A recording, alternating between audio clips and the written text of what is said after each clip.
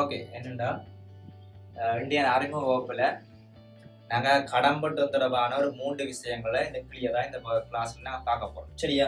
Right. அப்போ இந்த கடன்பட்டோர் அல்லது வியாபார வருமதியாளர். சரி. இப்போ இதில் இந்த கடன்பட்டு தொடர்பான 3 விடயம். ஒன்று அறவிட முடியா கடன், அல்லது வேற பேர்களும் இருக்கு. அறவிட முடியா கடன் அல்லது நட்ட கடன் அல்லது கெட்ட கடன் அல்லது வியாபார வருமதிகளின் மதிப்பு குறைவு நட்டம். வியாபார வருமதிகளின் மதிப்பு குறைவு நட்டம். சரி, அடுத்த விஷயம் நாங்க பார்க்க போறோம் மீளப்பெற்ற அறவிட முடியா கடன். மீளப்பெற்ற அறவிட முடியா கடன். சரி, அடுத்த விஷயம் ஐயக்கடன். அப்ப இங்க 3 விஷயம்: அறவிட முடியா கடன், மீளப்பெற்ற அறவிட முடியா கடன், ஐயக்கடன். சரி, இனி ஒவ்வொன்றுக்கு நான் தனித்தனியா நீட்டா விளக்கம் பார்ப்போம். சரி, முதலா அறவிட முடியா கடன். இப்ப அறவிட முடியா கடன் சிம்பிள் நான் கூட சொல்றேன் பாருங்கள். கடன்பட்டோர். கடன்பட்டோர் என்னது? கடனை வித்தா கடன்பட்டோர் உருவாக போறேன். சரி, ஓகே. அப்ப இதுல இந்த அறவிட முடியா கடன் என்ன விஷயம்டா, நாங்க ஒரு நபரை கடனவே கடன்பட்டோர் உருவாக போறேன்.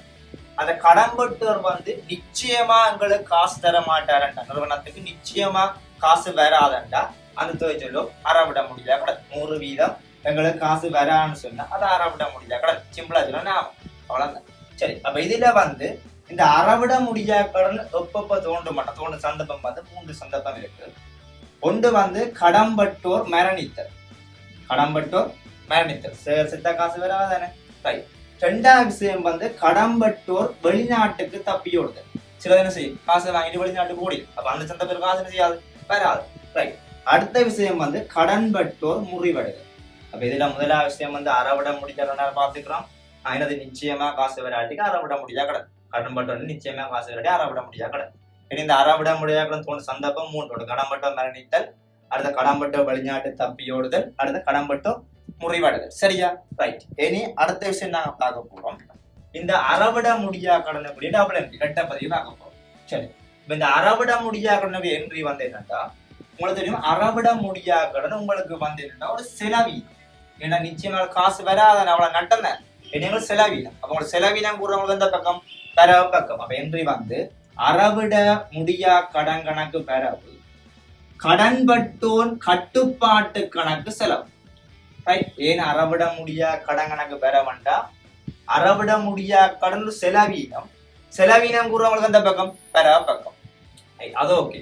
இது கடன்பட்டோம் கட்டுப்பாடு ஏன் செலவண்டா, உங்களுக்கு தெரியும் கடன்பட்டோர் உங்களுக்கு என்ன ஒரு சொத்து. அப்ப சொத்து அதிகரித்தல் வரவு குறைகிற அந்த பக்கம் செலவு பக்கம். அப்ப காசு வராட்டி கடன்பட்டோர் சொத்துன்னு செய்ய போகுது, குறைய போகுது. அதால கடன்பட்டோர் செலவு வைக்கிறோம்.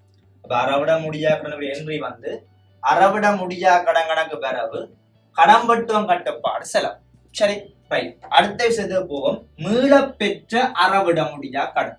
சரி, இப்ப மீளப்பெற்ற அறவிட முடியா கடன் என்ன விஷயம்டா, நாங்க முதல் கடன்பட்டோரால் காசு தர மாட்டாருன்ட்டு அறவிட முடியா கடனா 15 வச்சுக்கிறோம். அறவிட முடியா கடனா 15 வச்சுக்கிறோம். அவர் இப்ப திரும்பி காசு கூட தர்றாருண்டா அதான் மீளப்பெற்ற அறவிட முடியா கடன். கடந்த காலத்துல அவன் காசு தர மாட்டான், நீ காசு வேற வேண்டாம், 6ஆம் கடன் நீ 15 அந்த காசு திரும்பி அவங்க கூட தர்றான்டா என்ன விஷயம்? மீளப்பெற்ற அறவிட முடியா கடன். சரி, அப்ப இதுல இந்த மீளப்பெற்ற அறவிட முடியா கடனுக்கடா 2 ரெட்ட பதிவு இருக்கு, 2 என்ட்ரி இருக்கு. சரியா? முதலாவது என்ட்ரி காசு பெறும்போது.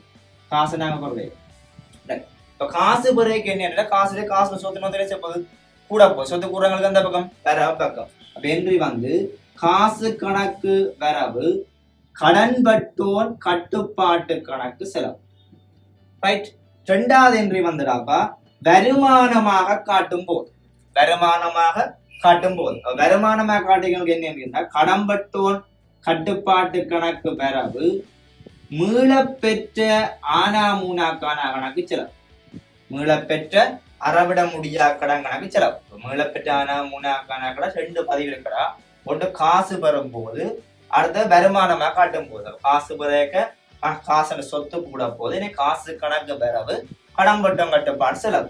அடுத்த நீ முதல் நட்டமா காட்டி, ஏன் வராதன்னா அறவிட முடிஞ்சா கூட நட்டமா காட்டி, இப்ப திரும்பி கொண்டு காசு தர்றான். அப்ப வருமானமா காட்டுக்க கடன்பட்டோம் கட்டுப்பாடு வரவு, மீளப்பெற்ற ஆனா மூனாக்கான செலவு. ரைட். இப்ப இதுலடா இன்னொரு விஷயம் இருக்கு, அதை நீங்க வழியா பார்க்கணும். என்னன்னா இந்த மீளப்பெற்ற ஆனா மூணா கணக்கடை நாங்கள் 2 வகையான தீர்வு நான் கொடுக்கலாம். வருமான கூட்ட பொருத்தம் அல்ல, 2 வகையான தீர்வு கொடுக்கலாம். ஸ்கீமிலையும் அது 2ஐயும் சொல்லியிருக்கலாம்.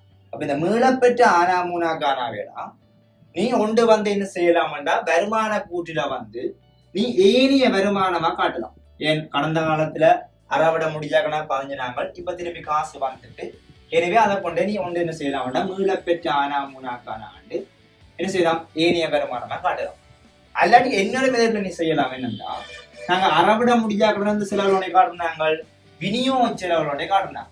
அறவிட முடியாக்கடன் விநியோக செலவு. அப்ப உதாரணம் நீ பார்த்தேன்டா, விநியோக செலவுல அறவிட முடியா கடன் ஒரு 2000 நான் பாஞ்சுக்கிறோம்.